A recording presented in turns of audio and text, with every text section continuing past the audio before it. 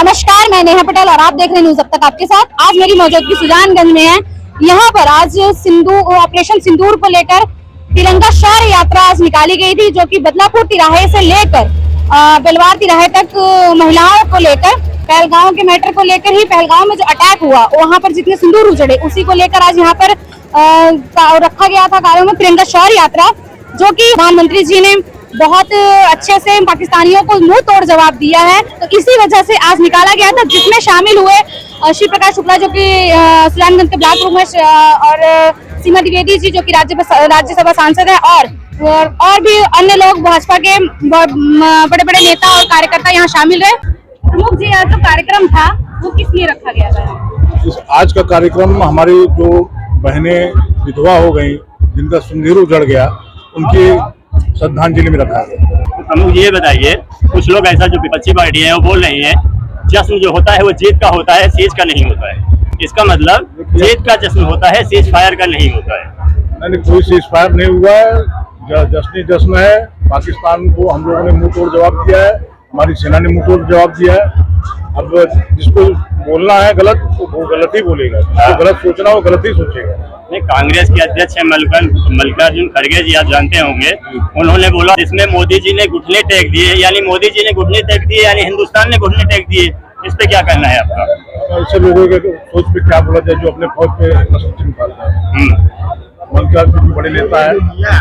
पूरी दुनिया भारत के पराक्रम से पनाह मान रही है और खड़गे अकेले कर रहा है कि भारत हार गया है। इसका क्या जवाब? उनका तो सदैव देश विरोधी बयान रहता ही है। तो प्रमुख जी ये बताइए, कांग्रेस के नेता जो ऐसा बयान दे रहे हैं उलूल जुलूल, इसका मतलब वो पाकिस्तान की दलाली कर रहे हैं। क्या कर रहे हैं? क्या कर रहे हो? कांग्रेस वाले तो ये सीज फायर कायम रहेगा या आगे? हमारे देश के कोई भी सिटीजन, कोई भी नागरिक पे कोई भी उंगली उठाने का काम करेगा, उनको इसी तरह वो तो जवाब दिया जाएगा। नहीं, आपने भी सुना होगा प्रमुख जी, राहुल गांधी जी है वो बोल रहे हैं कि मोदी जी बताएं कि हमारी कितनी राफेल गिरी थी, जबकि वो ये नहीं पूछ रहे हैं कि पाकिस्तान की कितनी प्लेन गिरी। हमारी एक भी राफेल नहीं गिरी।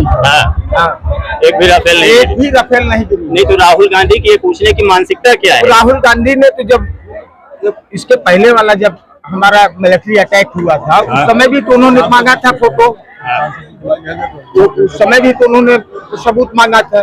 तो उनके मांगने जानने से कुछ जनता उनको बराबर जवाब दे रही है। नहीं, वो तो बोल रहे हैं कि मोदी जी को जो है पीएम को ले लेना चाहिए था, सीज फायर नहीं करना चाहिए। भाई आज वो विपक्ष में है, आज वो कुछ कहना चाहे। सांसद जी, ये हमारी शौर्य यात्रा स्वाभिमान की यात्रा है, जो पहलगाम में हमारे देश में इतनी विभत्स घटना हुई, धर्म पूछ के मारा गया 26 महिलाओं के सामने उनके पति भाई और उनके सुहाग को उजाड़ दिया गया।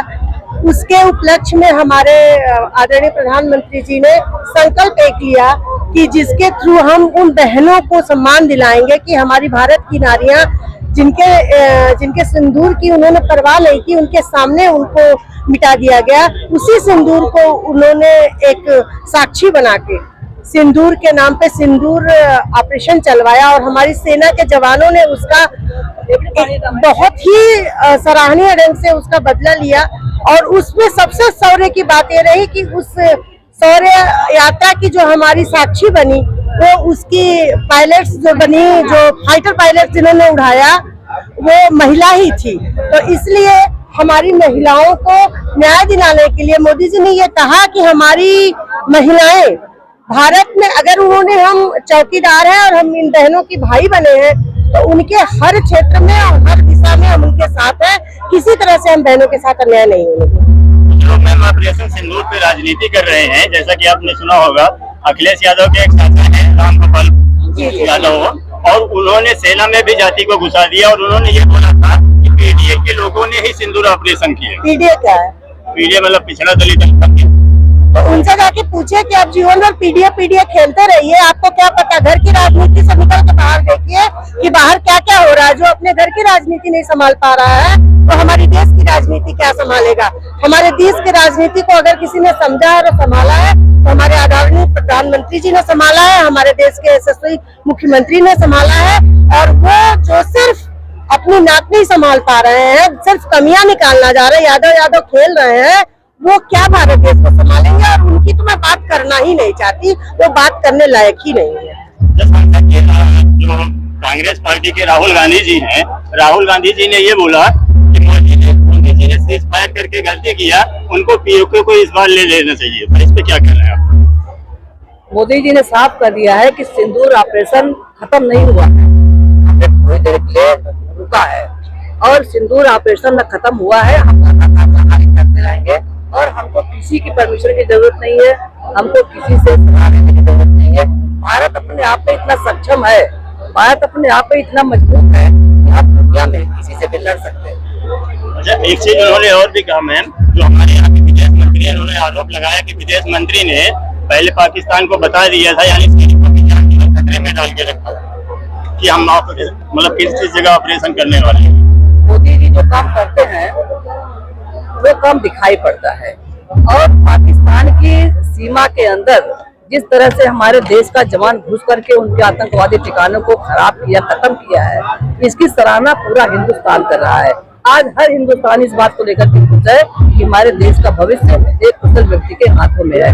ऑपरेशन सिंदूर आज हमारी हम बहनों ने, मतलब कोई पार्टी कार्यक्रम नहीं है, ये समाज की बहनों ने कार्यक्रम निकाला है सिंदूर यात्रा, और ये संदेश देती है, जब एक महिला के पति को उसके सामने मारा गया, और जब महिला ने कहा कि मुझे भी मार दो, तो उस आतंकवादी ने कहा कि जाकर के तुम मोदी से बता देना। तो मोदी जी से महिला ने बता दिया, मोदी जी ने सिंदूर को मिटाने वालों को जमीन में डाल करके गाड़ दिया। ये मोदी जी का मैसेज है। देखिए, हमारे देश की जो पार्टियां हैं, मैं तो उनसे खाली यही कहना चाहूंगी कि देश का सम्मान है, देश के स्वाभिमान की बात है, देश की सुरक्षा की बात है। ये पार्टियां अनर्गल आलाप न करें, उल जुल जवाब न दे, और सारी पार्टियां एक साथ मिलकर के देश के साथ खड़े रहे। मोदी जी ने सबको बुलाया, सबके साथ मीटिंग किया, और सब लोगों को बताया कि हम क्या करने वाले हैं, और जो मोदी जी ने बताया वो करके दिखाया।